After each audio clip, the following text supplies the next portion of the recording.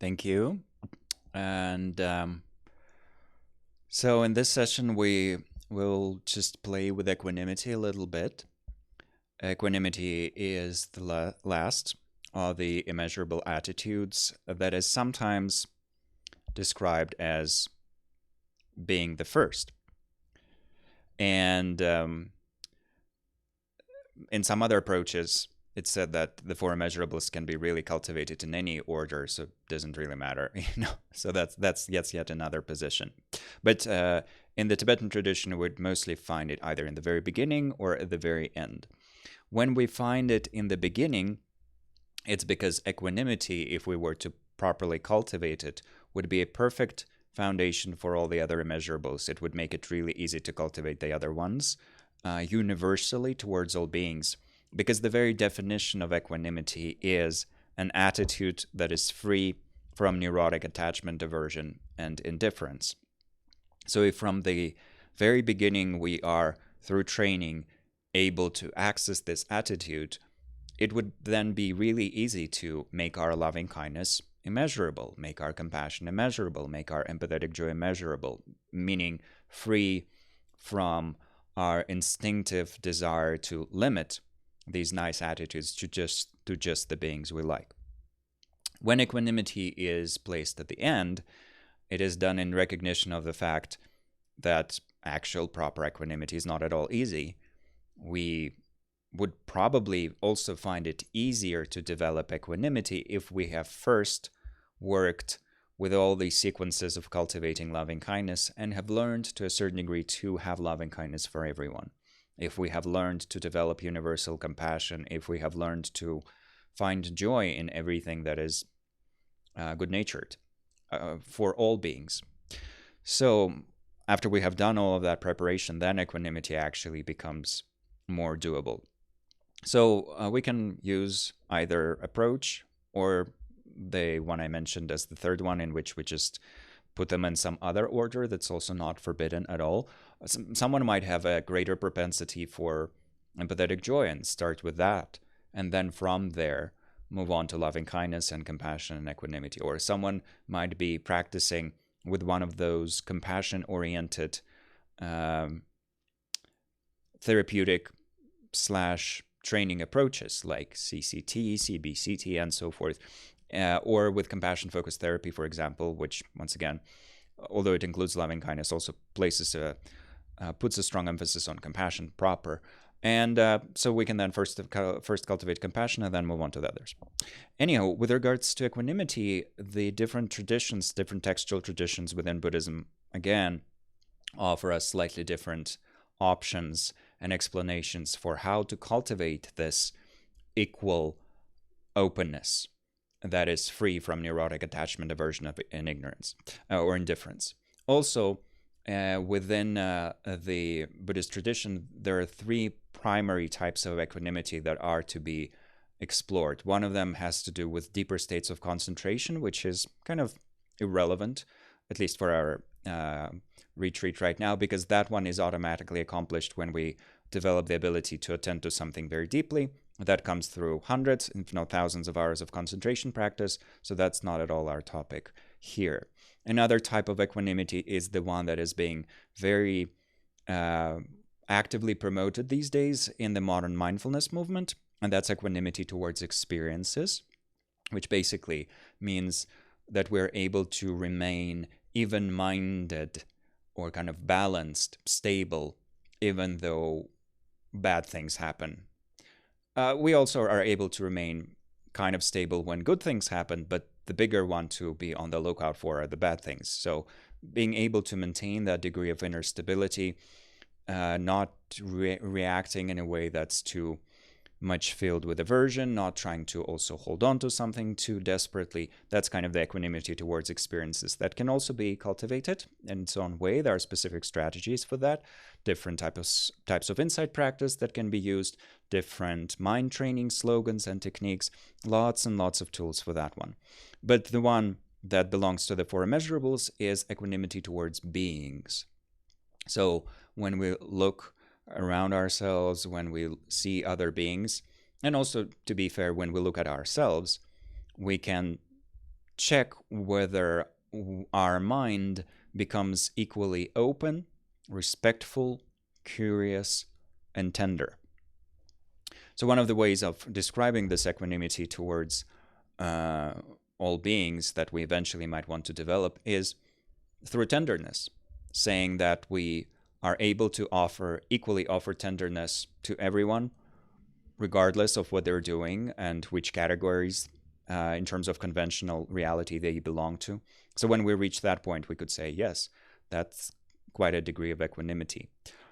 And to get to that, we use these different strategies that were created. And in the Sanskrit tradition, and that's all we have time for to do these two meditations related to the Sanskrit tradition, there were two great brothers that lived in ancient India. Both of them became very influential Buddhist psychologists of their time, and we're still fully relying on their texts to this day, especially with regards to the model of the mind and how it operates. And they offered each a strategy for cultivating equanimity, slightly different ones. So they had kind of a nice sibling competition that we are now profiting from because they offered some brilliant ideas, both of them, and we can play with both. So we'll first explore the one that is probably more familiar to most people who have been studying in the Tibetan tradition, play with that, see how it works for us, and then after that we'll switch to the other one, which is always a nice way to conclude any sort of project on the four immeasurables, any collective exploration of the immeasurables. For the first one, let's find a comfortable stationary position. We'll be trying to find this equal, impartial, open attitude towards all who live. And as an additional element, we'll wish for others to eventually also develop this impartiality and openness. That's kind of the gist of it.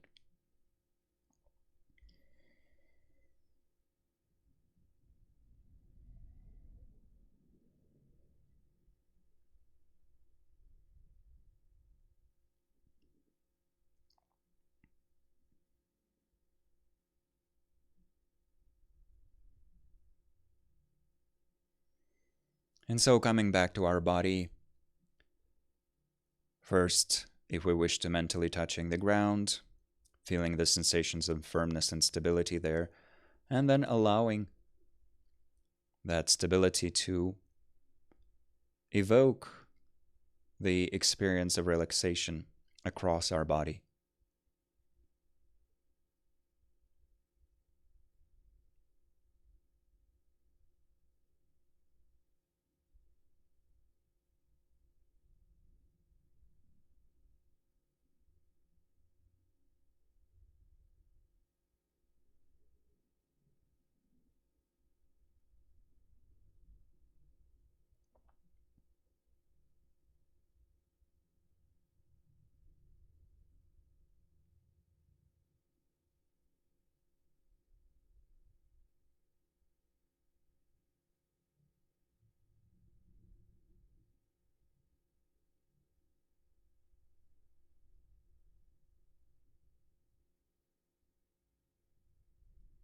Breathing out all the types of tension at the same time from the entirety of the body, and feeling that a greater degree of relaxation and stability arises as a result.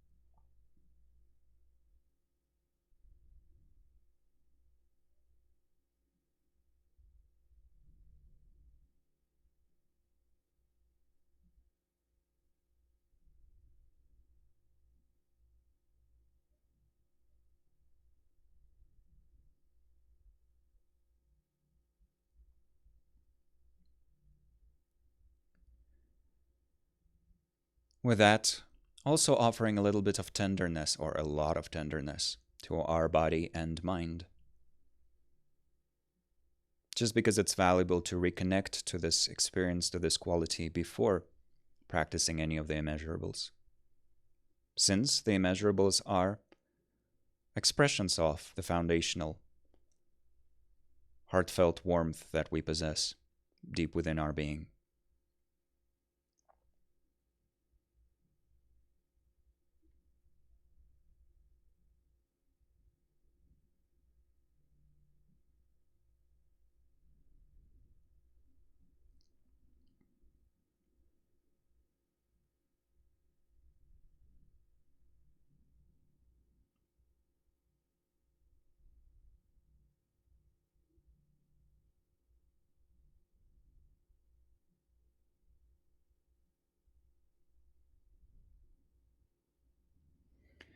And then to play with equanimity and to maybe strengthen equanimity a little bit, we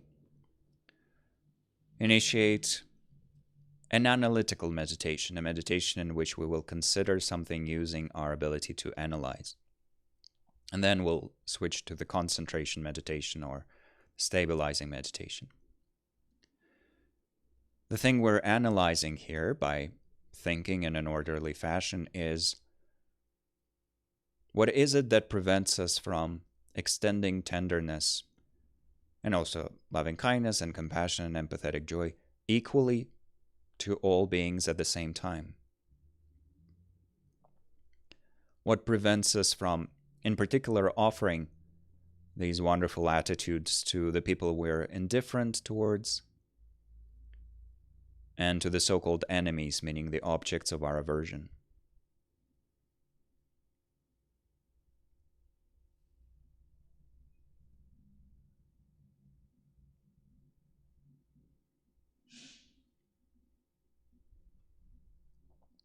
One explanation for why we are prevented from doing that is that we instinctively divide beings into 3 categories: loved ones or friends, those we like; neutral objects, also known as strangers, meaning the objects of our indifference; and finally, the so-called enemies, those we don't like.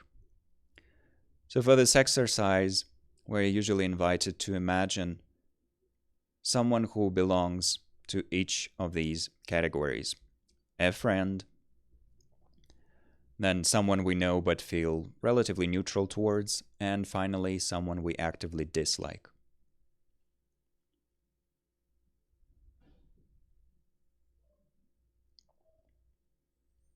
We imagine them. If visual imagination is available to us, we think of them, we observe our emotional reaction.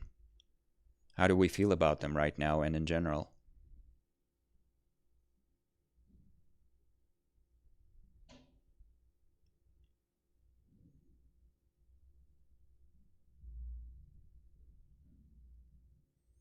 And then we ask ourselves, why do I put them into these categories?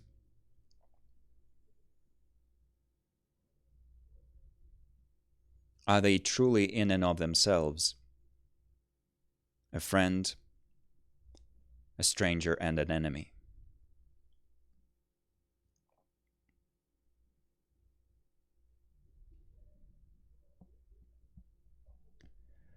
And this is where, if we truly ask this question, we would probably arrive at the conclusion that beings are placed in these categories based on how they have treated us and based on our very subjective judgments.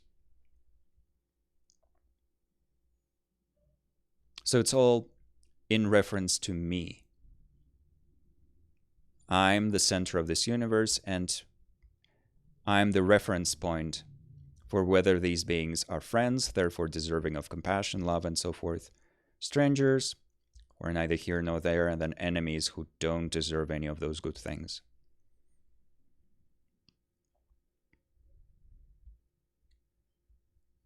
So we see the very subjective and limited nature of these categories. And then we can also ask ourselves, is it possible that someone from the friend category would become a stranger or an enemy? Is it possible for an enemy to become a stranger or a friend? And also, isn't it true that the stranger category provides all of the people who eventually become friends or enemies.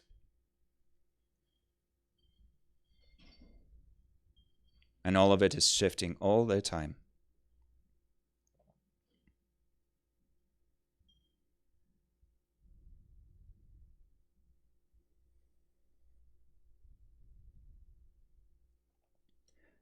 This type of analysis is meant to inspire us to see that this firm belief in the validity of these categories is kind of immature.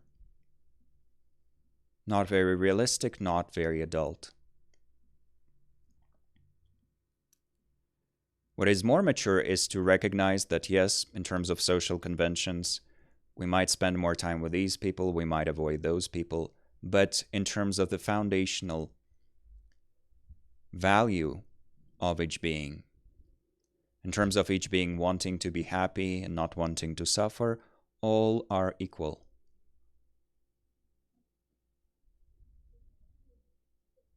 So in thinking of these three people that we used as an example, we can try looking at them with eyes of equanimity.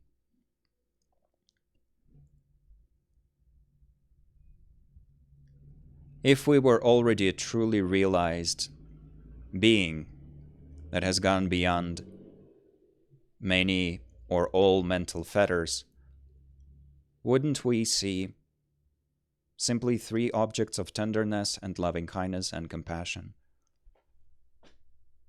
equally deserving of these attitudes, and also brimming with potential?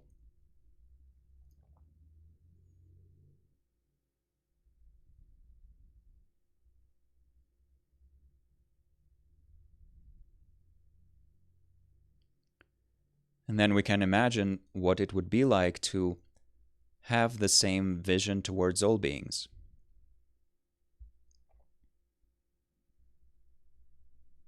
Seeing through the conventions to the fundamental vulnerability and the potential, and being equally open to all, equally respectful of all, even if social reality requires having boundaries here and there for us to protect ourselves or others.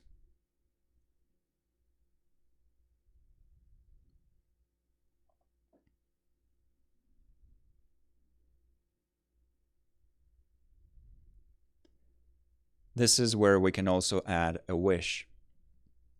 May all beings realize or cultivate or have equanimity.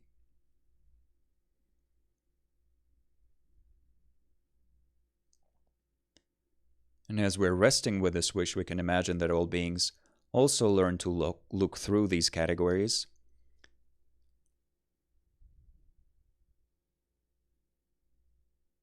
being equally open and equally respectful towards all.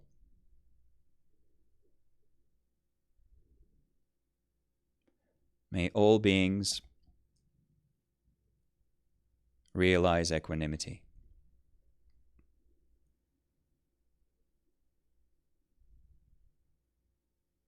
Equanimity that is free of neurotic attachment, aversion, and indifference.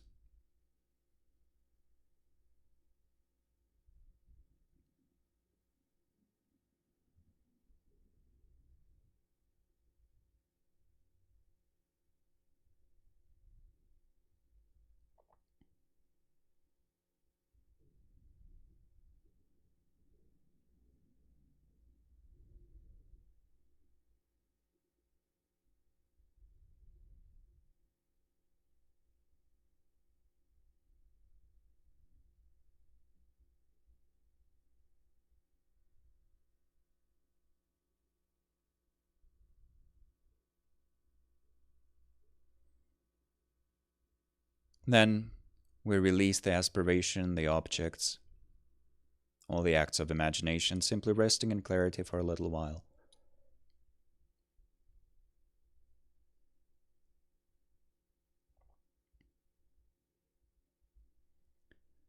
And then we come back to our body and introduce some movement to it, slowly concluding the practice.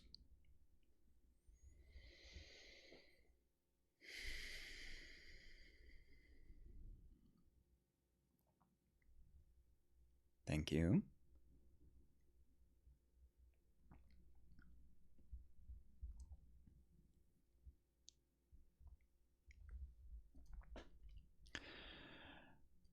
Yeah, quite obviously, cultivating an equally open attitude towards all is not the easiest thing to do when there are so many people whose actions might not necessarily accord with what we think is reasonable or kind or compassionate. And yes, there's an even more superficial, a more superficial level to it as well, where we, I don't know, dislike people because, I don't know, we think they're not dressing well or whatever. There's like all those things. And of course, there's also we have that mechanism as it relates to people of different backgrounds. In some regions and countries, there's still a very strong class or caste consciousness or racial consciousness and all those sorts of things. Those can be, depending on the specific context, very strongly present. But beyond that, I think for people who find themselves to be really concerned about the state of the world and so forth, one of the biggest obstacles are these ethical considerations. How do I feel equally open towards this person? And then, you can have a number of examples, but they're all self-evident, of people who we think are kind of the most harmful person on this planet. And there's like 10 favorites that we have for that category, that we nominate for that category. So then if we are faced with that obstacle, this is where just doing this exercise alone might not always work. And this is where there's benefit in going back to compassion and saying how, well, if they were to be liberated from their limiting views and their greed and everything that's making their mind extremely confused, then they would be free from suffering, and everyone else around them would also be free from the suffering that these people are inflicting upon others. So the four immeasurables are meant to support each other. And so sometimes if we struggle with equanimity, it's good to practice the other three first. And then it's possible to superpower our equanimity as a result. But some people naturally take to equanimity first. They just have a naturally even mind. And on the basis of that, they can cultivate the other immeasurables. So the first strategy that we used was this one, where we analyze the three categories. Then we see, well, that's kind of subjective in a way and also not very stable. So I'll try to have a more balanced vision, and then I'll wish for everyone else to have a balanced vision. And when we add that element of wishing, may all beings possess equanimity or realize equanimity, we're actually using a very smart feedback mechanism that is often used in the Tibetan tradition. And that feedback mechanism is to wish for all beings to possess some quality that we also want to cultivate ourselves. So if we're wishing for all beings to become equanimous, or to have that equanimity, as a result, our own equanimity also gets stimulated.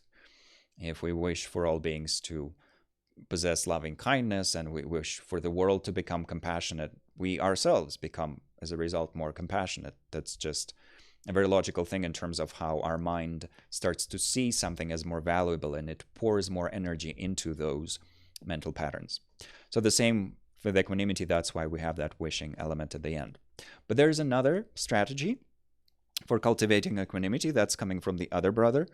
So the first brother was Vasubandhu, and his approach is kind of the more widely used in the Tibetan tradition. This exercise with the three categories, most people who have done some formal study would have done that exercise a number of times already.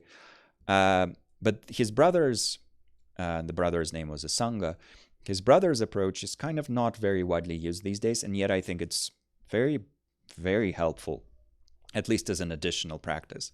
And in this approach, we cultivate equanimity through simply working with the wish of, may all beings be benefited, or receive benefit, essentially. May benefit be brought to all beings. And so the question is sometimes, well, how does that contribute to equanimity? And I think that's why this is a great practice to conclude the day, in a way. So we're arriving at it now. This wish, may all beings be benefited, means that different beings need different immeasurables, essentially, right now. Some beings mostly need compassion, either because they're very deeply suffering or they're extremely deluded. And so the first thing they need is some emergency assistance, where something would break into their reality, liberate them from that delusion, help them see reality more clearly, and then we can work on their happiness and all of that. So some beings are there.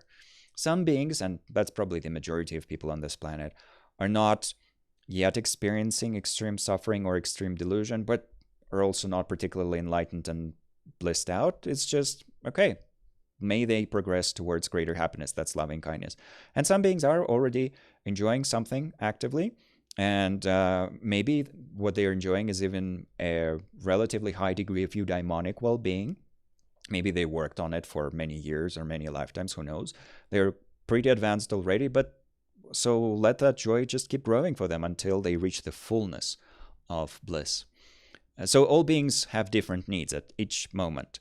And if we are open to all of them receiving the exact help they need in each moment, that kind of makes our mind equanimous. That is synonymous with equanimity. So for all the beings we kind of immorally despise or feel moral reprehensions about, may they get the help they need for that, the exact psychological assistance that's needed for that, and spiritual assistance. And the ones who are objects of our warmth already, or those we feel neutral about, may they all also find whatever type of help they need. It's a very, very interesting approach, I think, but I think it absolutely works because it just helps us see how contextually we all might need different types of assistance, but at the end of the day, we are all worthy objects of tenderness.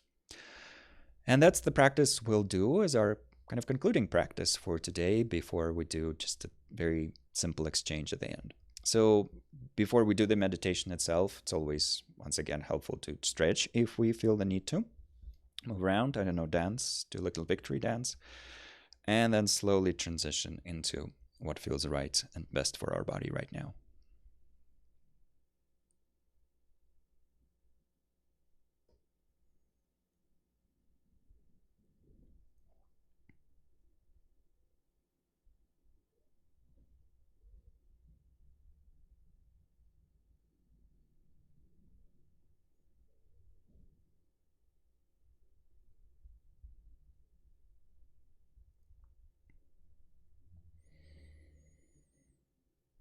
And so eventually coming back to the body with an attitude of not just tenderness towards it, but also gratitude, because we've been using it as a support for our meditation all day long.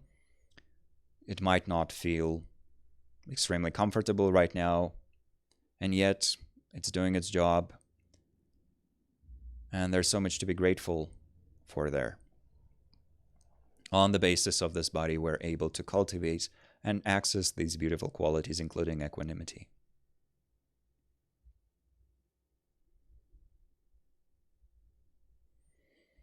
And so with a sense of gratitude, with a sense of appreciation, allowing our body to start releasing the tension.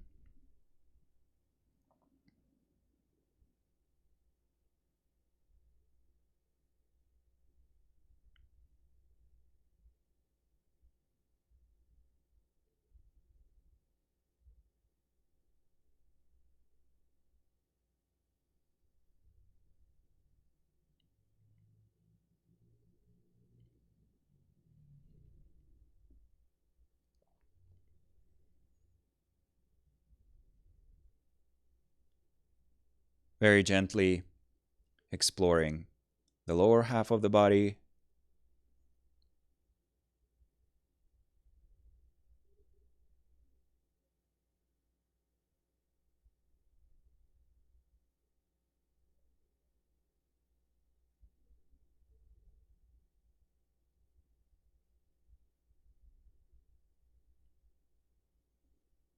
the upper half, including the face.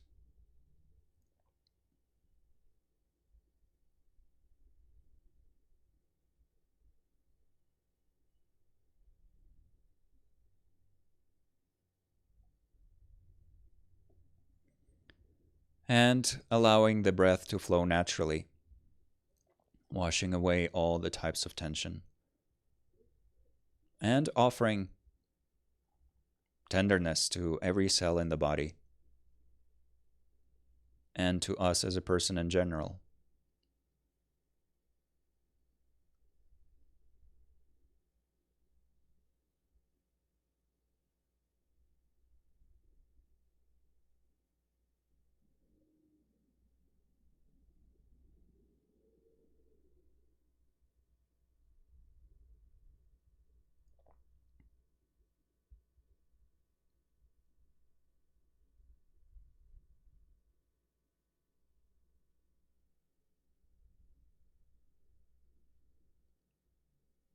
And then, with our body resting as the foundation for our meditation, we can focus on ourselves as a person and recognize that even though sometimes we might feel quite judgmental towards ourselves or even uncomfortable with ourselves, ashamed, guilty, and so forth, in general, we are just an evolving, constantly changing system.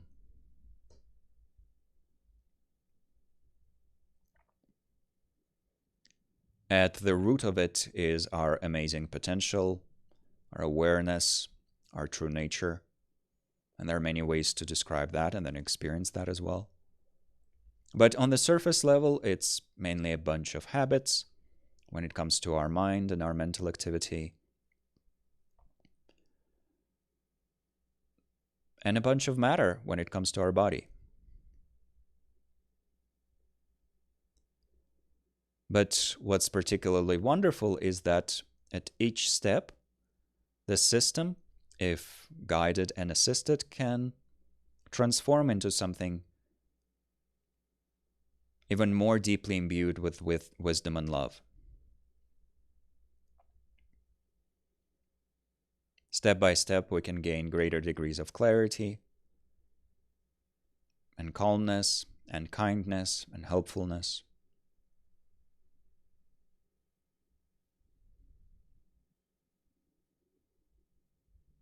So instead of making dramatic judgments about ourselves being horrible or wonderful, really, we can just wish for ourselves to always be benefited, or always receive the exact types of benefit and help and assistance that we need.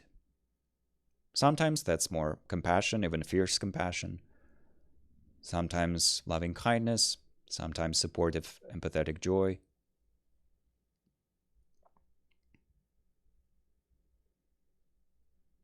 May I be benefited in whatever way is most appropriate in each given moment.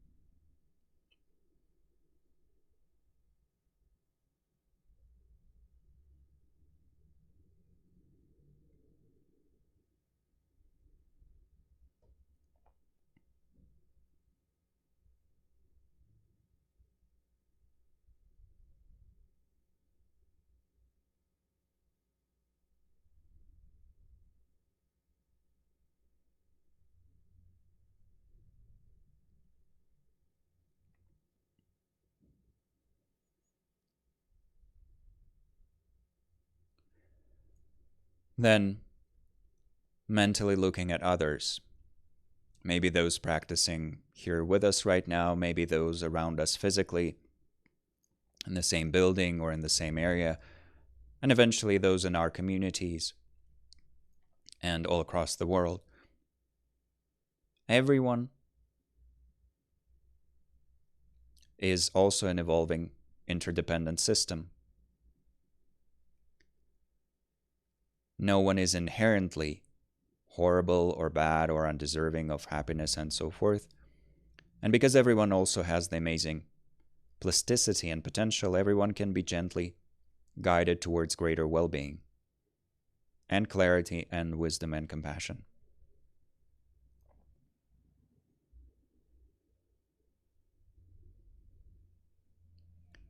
And in this global dance of interdependence, may we all be benefited.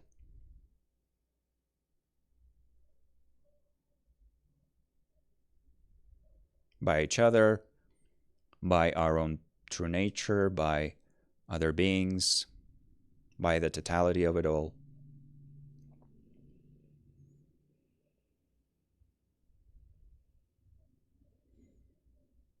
May everyone equally receive the types of support and assistance that are needed.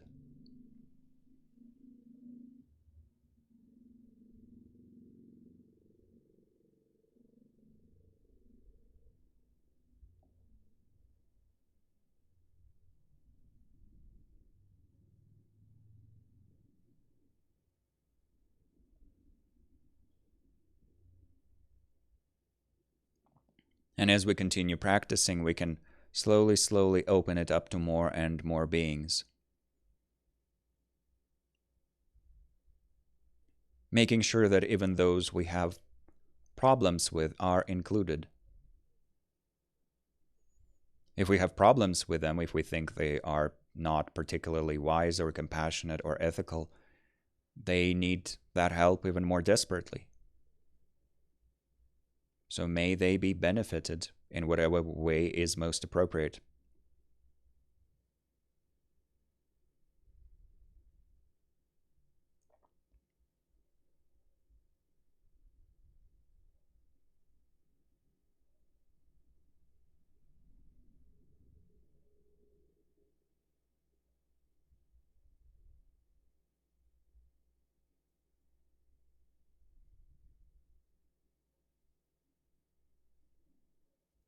May all beings be equally benefited, now and at every moment, until we all become enlightened.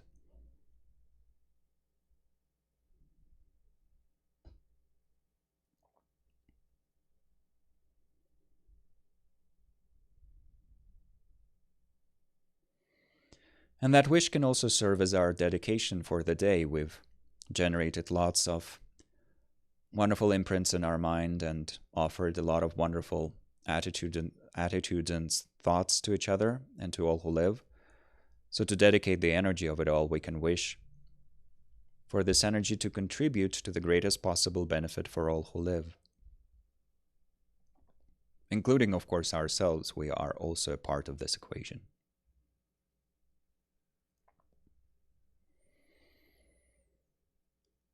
Then we can release this thought to just rest in open, spacious awareness with no particular reference point.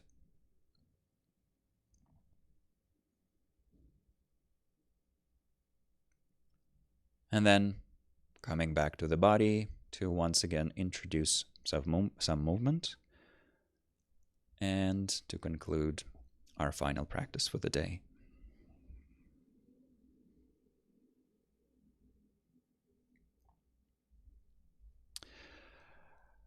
So that's really the final practice in terms of sitting meditation.